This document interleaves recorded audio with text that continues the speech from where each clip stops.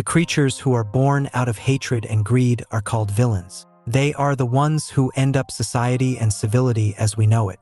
Our main character one such villain, and that's the only reason he has for his existence. The scene cuts to a school where we see several boys and girls discussing a show. One of the boys tries to spoil a story, but the girl stops him, and so they banter about it.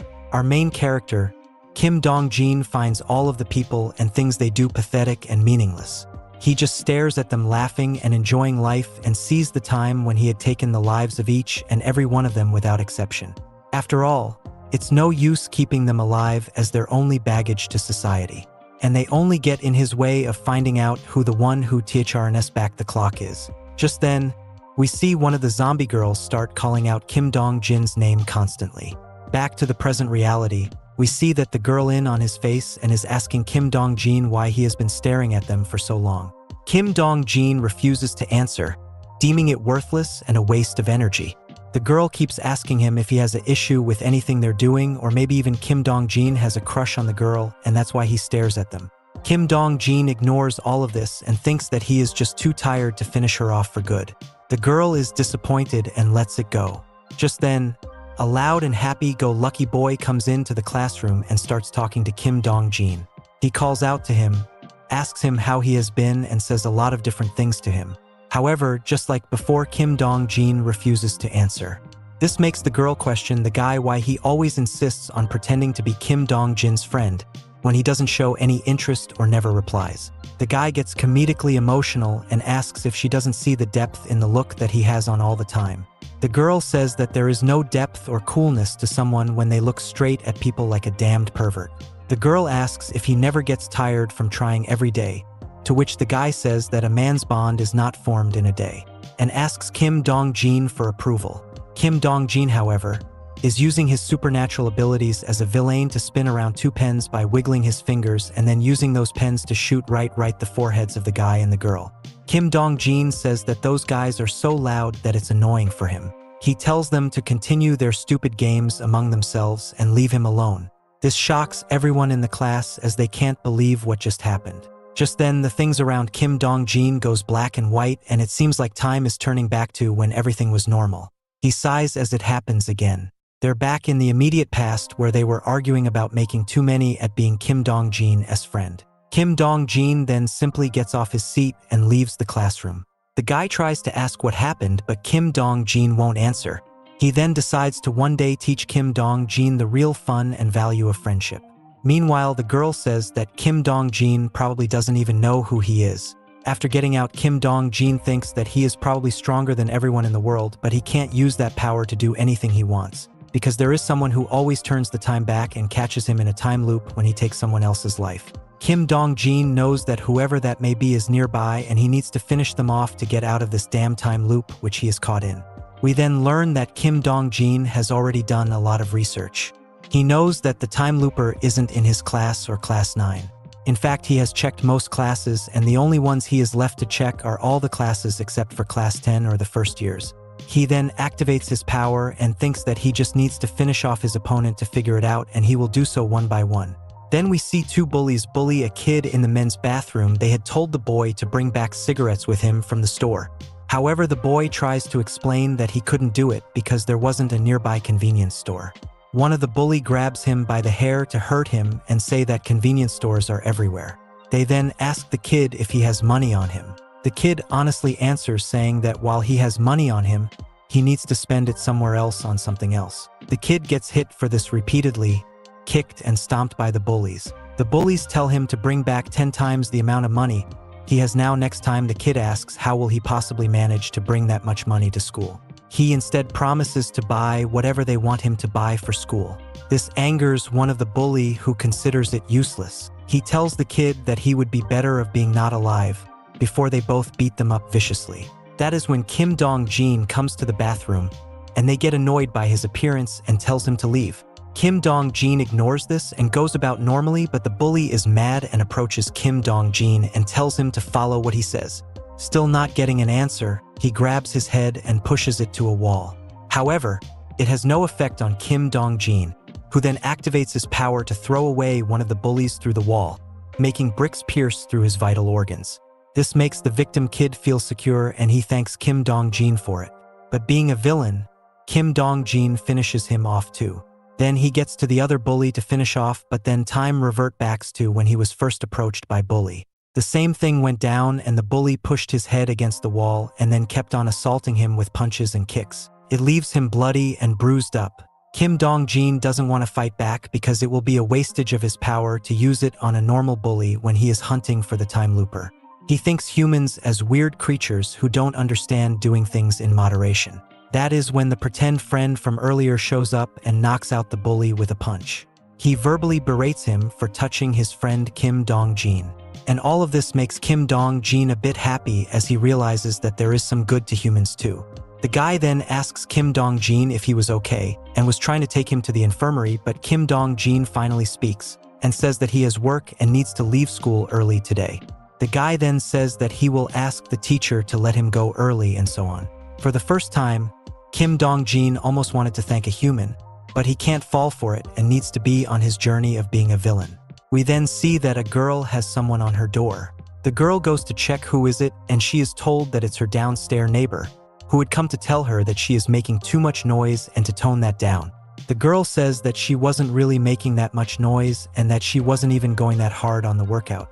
The girl then opens up the door to find out that it's none other than Kim Dong-jin, and boy, is he in a bad mood. We later find out that Kim Dong-jin has tried to take the lives of everyone in his class and beyond. Everyone in the apartment he is living in and even people from the middle school he went to. But all of it to no avail as he is being sent back in time whenever he does take a life to make all of it void. This is why Kim Dong-jin has decided to do several experiments to find out the inner workings of this phenomenon of time looping which he is going through and see what he can do about those things. Then in the classroom, we see Kim Dong-jin is seated and is looking to see how much time is rewinded when he takes a life. He tries it on Na Sang-nam, the guy who was friendly to him before, and he takes his life with a sharp pen piercing his head at 1541. However, as the time is rewinded back, he finds out that he has gone back to 1540, so roughly a minute back. Kim Dong-jin then immediately takes out another student and time is rewinded back right away, and now they're back in 1538.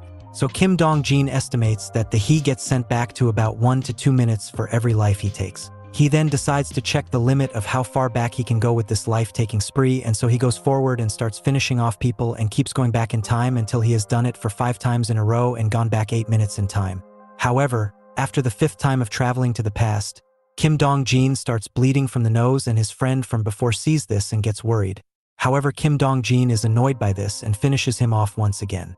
Later we see that Kim Dong-jin is evaluating the overall information he had gathered from the experience and estimates that he can go back to 8-9 minutes in time as he can do it about 5 to 6 times in quick succession before his body starts getting damaged from repeatedly doing so.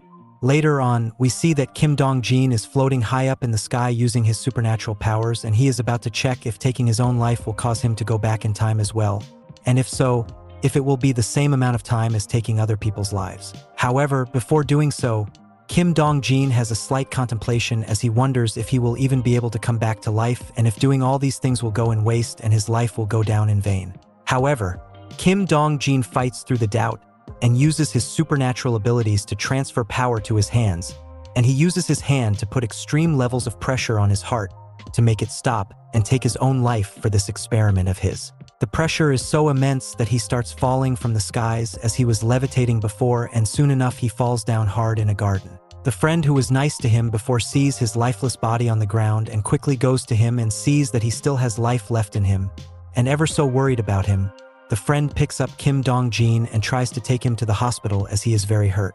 Kim Dong-jin comes back to his senses and notices that he had poor control over his power as he couldn't control his own emotions and decided to stop midway as he was taking his own life. He also wonders if he just got scared of not being alive.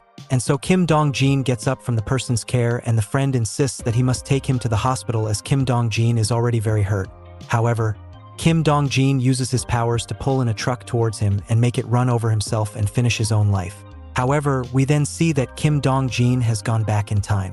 Kim Dong-jin realizes the person who is stopping him from taking other people's lives won't even let him take his own life.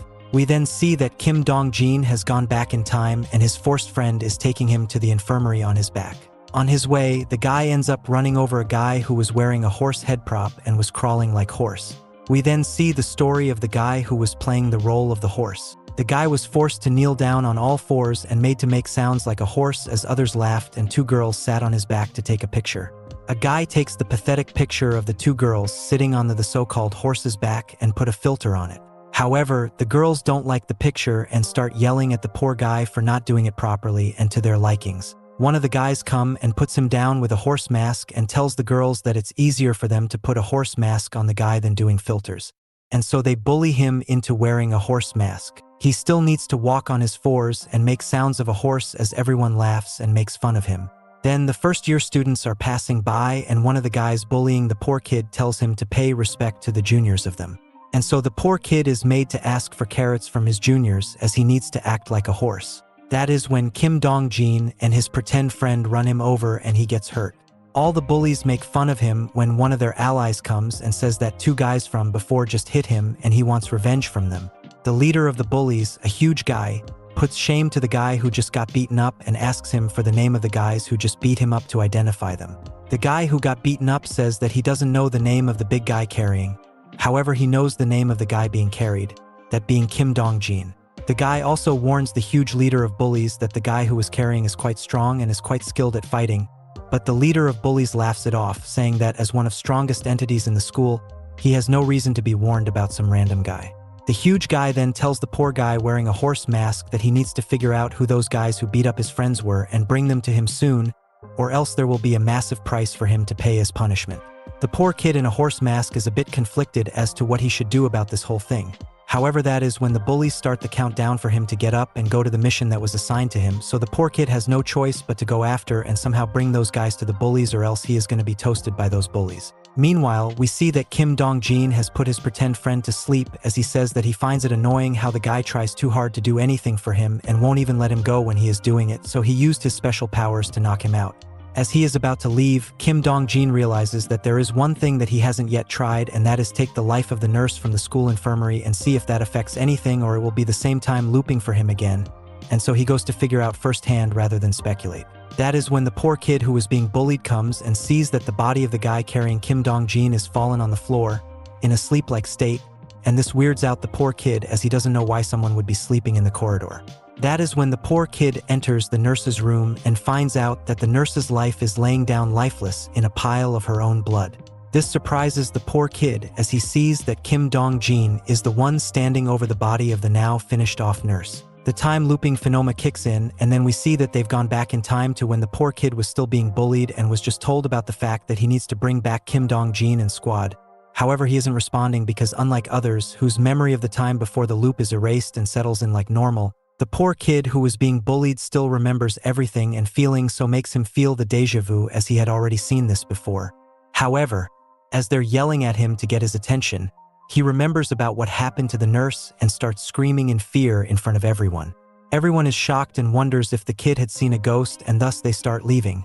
However, the leader of the bullies gets his attention and tells him that he must, at all costs, get those two for him. The poor kid is convinced that something like this has happened before as well. Later on, we see that Kim Dong-jin is looking at his diary, where he crosses out another suspectee, named Yoon Si-woo, before closing out the book. He then wonders if he should go to Dae-woo's school again before flying off with his supernatural powers to go there. Upon going there, Kim Dong-jin sees that a class is going on, and so he gets in the class from the front door, which confuses everyone as to who he is, and it angers the teacher giving the lecture, as his class was interrupted. The people who know Kim Dong-jin from that school recognize him and are very surprised from his sudden appearance at their school. Kim Dong-jin then laughs and uses his special powers to take away everyone's pens and other stationery and put them under his control in the air. All the students can't believe what is happening in front of them. It's someone doing the impossible. Meanwhile, the teacher is getting angrier and angrier as he doesn't understand why Kim Dong-jin is in the class and tells him to stop his weird special abilities. However, Kim Dong-jin gets a bit closer to the teacher and the scene, and then he tells the time special ability user to come out while he still has the chance. The teacher is irritated by this random talk by Kim Dong-jin and calls him out for it. However, Kim Dong-jin calls the teacher a useless piece of crap before using all the stationary weapons he had to attack the teacher and take his life.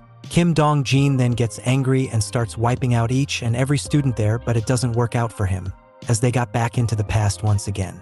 We then move back to the school, where we see that everyone is at the school canteen having lunch. And that includes the poor kid who was being bullied before. The poor kid thinks of the gruesome things he has seen and experienced. And thinking about such things has made him incapable of eating, and he isn't eating too well. The bullies come in and see this, and they come over to the poor kid, who they call Kang Min-ho, and ask him why he is not feeling like eating, and one of them even says that this must be the result of Kang Min-ho being too bored, and so the bullies offer him to eat up with them from tomorrow onwards. Kang Min-ho is hesitant to answer, however.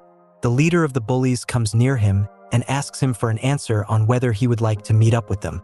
Kang Min-ho reluctantly agreed to do so, and then the leader of the bullies grabs Kang Min-ho by the neck and drives his face into the food he had. They tell him to eat well from now on, while the leader of the bullies asks Kang Min-ho if he has been working on the mission that was given to him, to which Kang Min-ho, while still choking on the food, says that he had talked to one of them, but the other one got hurt, took much, and got off of school early. The leader of the bullies then tells Kang Min-ho that he just wants that big guy from the group and nothing else. The leader of bullies then asks Kang Min-ho if he had seen a real ghost that day, because he acted like he had seen one and was acting weird. Kang Min-ho is a bit taken aback by this question and decides to decline on answering. The leader of the bullies then pat down Kang Min-ho's head. Kang Min-ho is worried about this, as he still can't take what he had seen and what he experienced. We then see that Kang Min-ho is walking at the school campus when he realizes that he has stomped on and taken the life of a little bird. He then takes the bird in his hand and thinks about all the things that happened in the past. All he wanted was to save someone he knew, but he couldn't do it due to the limitations of his powers. No matter how much he tried to turn back the clock and save that person, he kept on failing and failing, because every time he reverts back in time, it is after the passing away of the person he wanted to save. And that is why he doesn't want to use the superpower that he has. However, he then grabs the bird and starts using his power to fix the bird's wounds and bring it back to life. After using his abilities for a while, the bird eventually comes back to life, and Kang Min-ho sees it off as the bird flies away, and he has a sense of relief and happiness about it.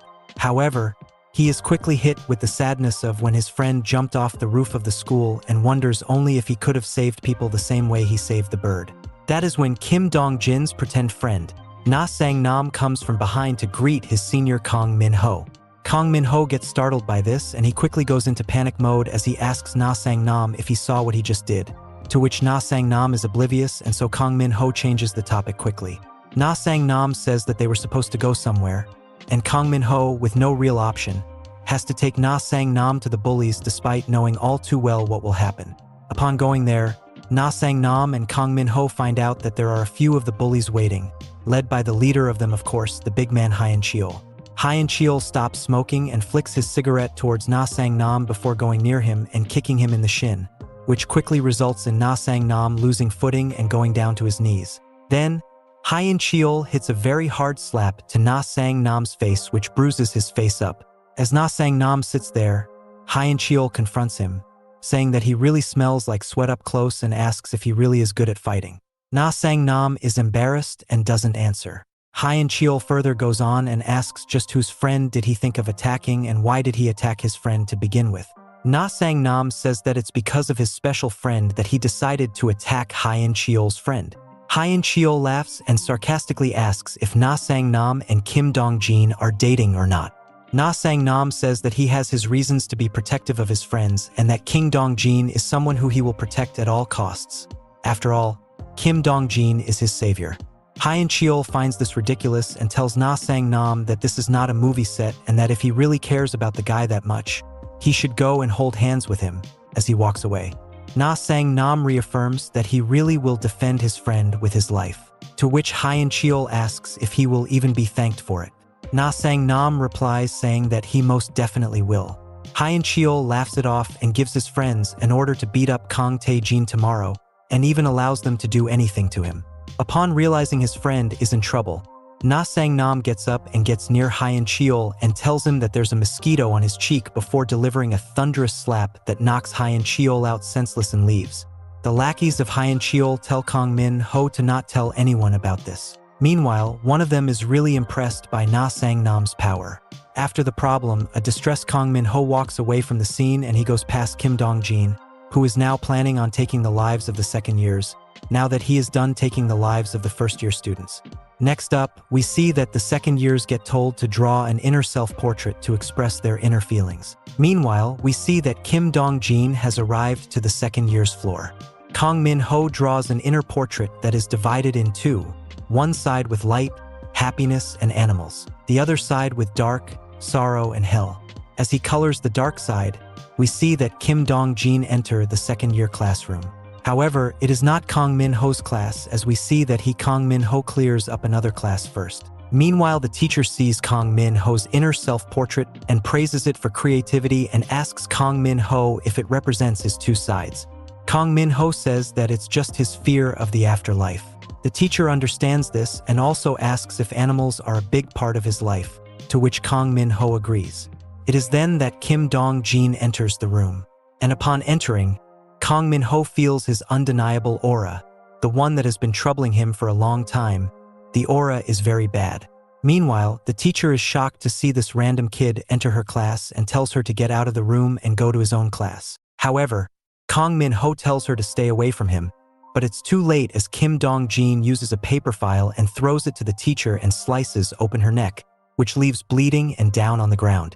All the students of the class are in shock as to what happened and they try to get away, but they can't even open up the doors and are locked. Meanwhile, Kang Min-ho thinks about saving his teacher, but he is scared that it won't work at all, as he believes his special powers are useless as it couldn't save his one friend and it only comes in handy when he is dealing with the animals. On the other hand, we see that the second-year students are scared and have gathered together near the door to hide away from the wrath of Kim Dong-jin.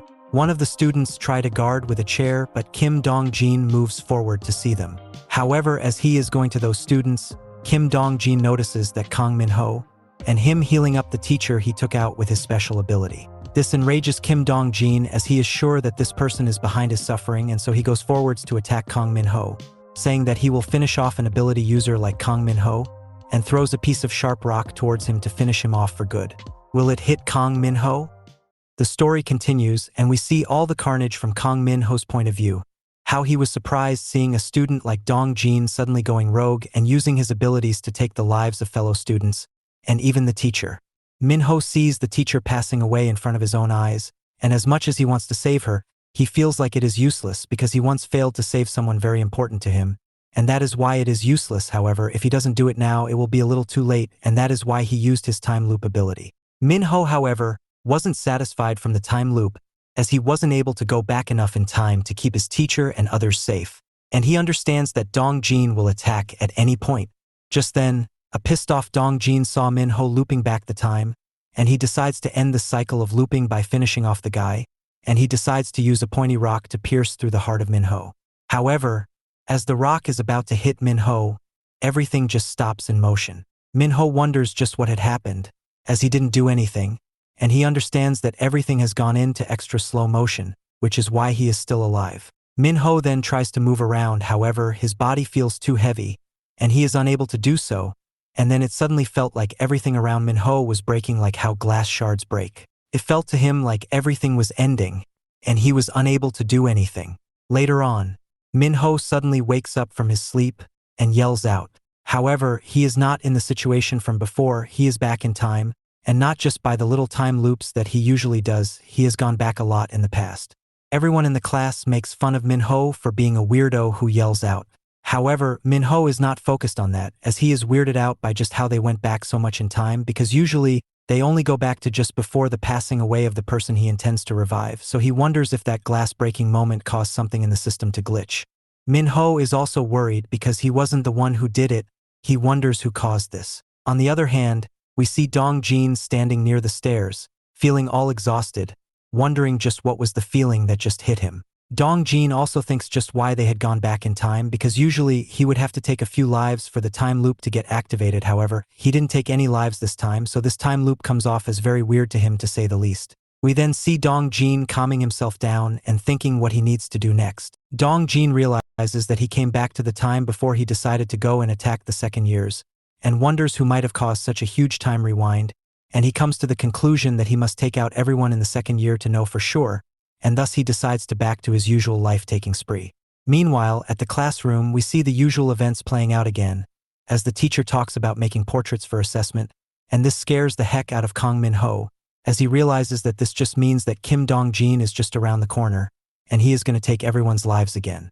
Min-ho thinks about a logical answer to what he can do to save his classmates and teachers' lives. As this all is happening, we see Dong-jin making his way up to the floor where the classes for the second-year students are located. Min-ho doesn't really have a proper answer how he can save everyone, so he decides to call the teacher and lie about having a stomach ache, and he does that to get out of the classroom. Kang Min-ho then goes and hides behind a wall and wonders just when the first-year sicko is going to come and use his special abilities to finish off the people of his class. He also wonders if Kim Dong-jin was the one who was behind him feeling odd lately, as it surely seems that way. Min-ho then sees Dong-jin entering the corridor of the second year's class, and this sends him into instant panic, as he knows what he is going to do. However, to Min-ho's surprise, Kim Dong-jin doesn't enter class 2-2, which is his class. Instead, he enters the classroom besides it, and Min-ho wonders just why he is going against the usual flow of events.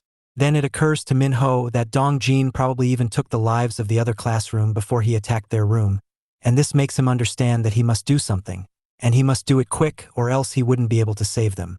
In the heat of the moment, Min-ho decides to hurry up and press the fire alarm, and this alerts everyone in the class of a problem, and they quickly evacuate the place. We then see everyone talking about how the fire alarm was a sham, and they also talk about how a first year had abruptly entered their class during that time, and come to the conclusion that the guy must have pressed the alarm and entered their classroom by mistake. As this conversation is going on, Kang Min-ho sees Dong-jin from a distance, and feels assured knowing that he won't be doing anything for the moment being. However, it still bugs him that he is taking the lives of people, and he wonders just why does Kim Dong-jin do that. Meanwhile, Kim Dong-jin wonders who is trying to stop him from doing what he wants to do, and thinks about just what he needs to do to counter this person who is working against him. However, he decides to leave the scene at that moment and says that he will be checking out the time ability user next time. The scene changes, and we see the giant bully who got knocked out by Na Sang-nam has come back to his senses, and he was asking his lackeys about what went down, and his lackeys told him how a first-year kid had knocked him out and said so in an amused tone. This pisses off the bully, who in turn ends up beating up the guy who said this in an amusing tone, as he doesn't find it funny at all, and then he goes on to ask his other lackeys to go and bring him the guy who had knocked him out. Meanwhile, back in their classroom, we see the beautiful girl Diane asking Na Sang-nam just why he had hit a delinquent, and Na Sang-nam was very embarrassed about all this, as he doesn't usually lose his cool. Diane is pissed off at him for this, and she chews him out for doing what he did. However, Na Sang-nam stops Diane, and tells her that he wants to tell her something, and grabs her hand and takes her outside with him. This makes their classmates gossip about how the two of them might be dating in secret.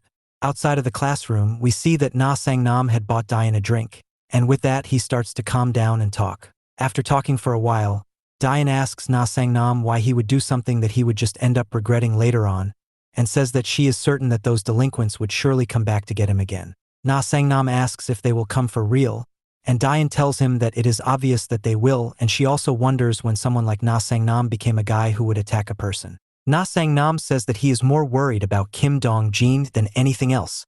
This ticks off Diane, and she says that he shouldn't get himself involved, and that if he really cares that much about this guy, he should just pray for his well-being. She then adds that if he wants, then he can fight for him too, and that it is none of her business. Diane then throws away the drink after consuming it, and is about to leave when Na Sang-nam speaks up.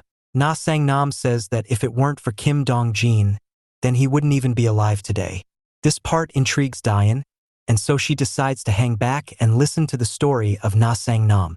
They both sit down on a bench, and Na Sang-nam starts telling her about how when he was young, he went to the abandoned hospital in the vicinity which was said to be haunted, and how it was because of a bet he and his friends made about going inside the place and taking a picture. We then see the flashback of it where Na Sang-nam and his friends reluctantly enter the hospital, and because they were so damn scared there, they just decided to take a picture from the first floor and leave the place. However, just when they were about to take a picture, they saw a ghost-like creature and they made a run for their lives. Diane listens to all this and wonders just what does Kim Dong-jin have to do with all this, and Na Sang-nam continues with his story by adding that, upon coming back home, he realized that he had dropped the camera in the hospital, and that if he didn't bring back the camera, his mom would get very mad at him. And so, Na Sang-nam went to the abandoned hospital once again, this time alone. Upon going there, he saw that blood was splattered all around the place. Na Sang-nam wondered if all those blood came from humans, and he kept following the trails off the blood, and soon, He arrived in front of a room, and just then, Kim Dong-jin showed up. Kim Dong-jin had blood all over his t-shirt, which was unsettling. However, Kim Dong-jin gave him back his camera and told him to never come back to that hospital ever again. And so he left. Diane asked just what was Dong-jin doing in such a weird place, and after listening to this, Na Sang-nam had a moment of silence, before saying that he didn't know himself either. Diane is weirded out by this, and asks if the hospital is still in that place. Na Sang-nam says that he believes so, and also adds that he went there a few days later. However, as he is about to extend his story, someone hits Na Sang-nam, and then tells him to come with them. Diane is scared from seeing this going down in front of her own eyes. The scene changes, and we see Kim Dong-jin standing on the top of the roof. Dong-jin makes a book float in the air before destroying it, as he thinks about how the time loop and the fire alarm going off might be connected, and that it is all strange to him how the events are all going against him. He thinks how all of this is too suspicious for him to consider it being a coincidence. Just then, we see the bullies bringing Na Sang-nam to the rooftop. They drop a beaten-up Na Sang-nam to the floor, and one of the bullies calls the main guy Hyun-cheol to tell him about how they had captured Na Sang-nam as was told to them. Dong-jin watches all this from a distance. It is then that we see one of the smaller bullies going towards Na Sang-nam and kicking at him. The small dude tells Na Sang-nam to get up and play with them, to which he replies that he doesn't want to mess with the seniors anymore.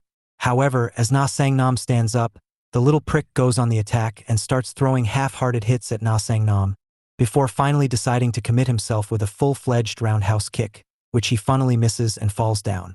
Na Sang-nam didn't intend to hurt the dude in any way. However, the dude gets mad, and he is about to attack him again, when the main bully, Hyun-cheol, shows up. Hyun-cheol then starts talking to Na Sang-nam, asking him if he is feeling good now. Hyun-cheol then further goes on to add that he should be grateful to Na Sang-nam for hitting the mosquito on his face, and that he should also return the favor to him now.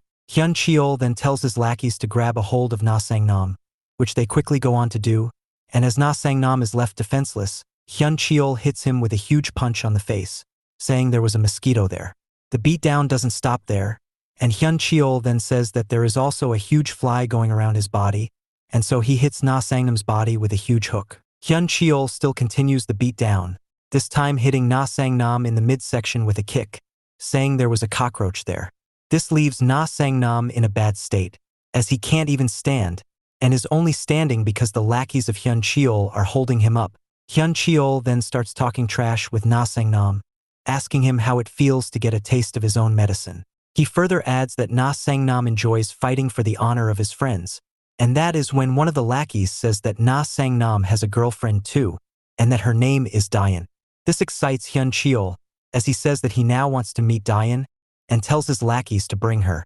However, this pisses off Na Sang-nam, and he basically throws off everyone that was holding him down, and tells Hyun-cheol that Diane is not his girlfriend, and that he should keep her out of this. Hyun-cheol tells him not to get all worked up, and says that he should just fight it out with Hyun-cheol. Hyun-cheol says that if he wins the fight, Na Sang-nam can have his way, but if he loses, he needs to be another lackey for Hyun-cheol. Na Sang-nam says that he is not sure about this, but he will do as he is told by Hyun-cheol. Hyun-cheol asks if he is feeling unsure because he thinks that he will beat up Hyun-cheol badly again, and assures him that nothing like that will happen, because Hyun-cheol is no spring chicken. Justy then, the little bully from earlier, comes from behind and hits Na Sang-nam with a stick to the head, which drops the man. The bullies then gather up and start stomping mud holes through Na Sang-nam, and while they are at it, one of the bullies notices Kim Dong-jin and tells everyone else that Dong-jin is Na Sang-nam's friend, and so they turn their attention to Kim Dong-jin. Na Sang-nam also notices that Dong-jin is there, and he tries to go towards him. However, Dong-jin then uses one of the buttons on his school jacket like a bullet, which goes on to hit Na Sang-nam in the chest, dropping him right there and shocking everyone out there watching. As the shock of seeing Na Sang-nam suddenly wears off, the bullies get mad and decide to attack Kim Dong-jin at once. However, just as how things go usually when Kim Dong-jin takes a life, a time loop takes place, and they all go back to the time when Hyun-cheol was asking Na Sang-nam to take him on in a fight. Unlike the weird time loop that happened before, this time Kim Dong-jin remembers everything, and so, as he sees that the little prick tries to attack Na Sang-nam once again with the broomstick, Kim Dong-jin uses his special abilities to influence the hit of the little guy to go and hit Hyun Cheol in the head instead. This creates a big commotion, and the little guy tries to explain himself by saying that he had slipped up and mistakenly hit Hyun Cheol. However, Hyun Cheol is too pissed off, and he hits the little dude with a punch to knock him out. The punch is so hard that it knocks out a tooth from the guy, and they decide to kick him out of the group for messing up. Kim Dong-jin also uses this opportunity to move out of the place. We then see that Hyun Cheol is all groggy from the hit to the head with the broomstick, and he also says that it hurts his head. One of Hyun Cheol's lackeys replies to this by saying that he can leave the rest of the deal to him and go rest himself. However, Hyun Cheol doesn't want that. He wants to stay there and beat up Na Sang-nam on his own. Hyun Cheol then goes up to Na Sang-nam and tells him to fight with him, and saying so, Hyun Cheol tries to hit Na Sang-nam with a super quick punch to the face. However, Na Sang-nam is pretty quick himself, and he uses his quick head movement to dodge the punch and disbalance Hyun Cheol. However, Hyun Cheol saw this coming, and he uses the follow-through of the punch missing and improvises it into hitting a flying kick to Na Sang-nam, and this sends Na Sang-nam back to the edge of the rooftop, and just at that moment, Hyun Cheol gets ready to throw another punch, and Na Sang-nam pretty much accepts his defeat. However, Hyun Cheol stops and smirks at Na Sang-nam. Hyun Cheol then asks Na Sang-nam just why isn't he fighting back, and why does he insist on just dodging his way out of this. Na Sang-nam replies that he doesn't like fighting at all, and that he doesn't want to dodge anymore either, so Hyun Cheol can come at him and hit him as much as he wants until he is satisfied. Hyun Cheol listens to this, and replies saying that he thinks that doing it that way will only make things boring, which is not what he wants, so he proposes Na Sang-nam to play a game with him. The game being the game of barley and rice. In this case, barley means touching, and rice means hitting. The objective here would be for Na Sang-nam to dodge all the hits. If he does so, he wins. Na Sang-nam reluctantly agrees to play the game, and it starts off with Hyun Cheol saying barley and touching him. Na Sang-nam is anxious of what will happen next. However, Hyun Cheol keeps on saying barley and keeps touching him. This keeps continuing for many rounds until it is time for the 10th and final round of the game. Before the round begins, Hyun Cheol asks Na Sang-nam if he is ready for the round and asks him to take a guess whether it will be barley or rice for the final round. Na Sang-nam replies that it will be rice for the final round, and Hyun Cheol confirms it. We then see Hyun Cheol loading up to hit Na Sang-nam with a punch. Na Sang-nam is scared by what's coming to hit him. However, he decides to saddle up anyway and respond to the punch with a punch of his own. Na Sang-nam meets Hyun Cheol's punch with a punch of his own, and this in turn stops the punch. This action hurts Hyun Cheol's hand, who doesn't waste much time before telling his lackeys to pack up and leave with him. His lackeys checked at his hands to see that it was bruised up badly, and Hyun Cheol confirmed that the hit from Na Sang-nam had indeed hurt him. After they leave, Na Sang-nam lays down on the ground and finally feels a bit relieved. However, just then, we see that Kim Dong-jin has made his way back to the place. The scene changes, and we see that Kang Min-ho is walking down the street. As he is walking, Kang Min-ho thinks about how there were 2 time loops that day. He realizes that one of the time loops happened when he saved someone after Dong-jin had taken the lives of people, and the other time loop happened when everything slowed down for a bit before breaking. Min-ho wonders if that was the reason why he went that far back in time. He also finds himself thinking about Dong-jin, and he realizes that Dong-jin is just a murderer. As he is thinking of that, he has already reached the park, and there, Min-ho sees some older kids bullying younger kids. The older kids ask some young school kids for cigarettes, and the young kids reply to them, saying that they don't have cigarettes on them. However, the older guys are quite persistent, and they keep harassing the younger kids, calling them addicted to cigarettes, and forcing them to hand it over to them in an action to quote-unquote help them quit smoking. Kang Min-ho sees this, and as much as he wants to do something, he understands that it's better for him to just pretend like he never saw it, because if he doesn't pretend that way, he will be dragged into it himself, and so he ignores all those things and heads off to his workplace to work.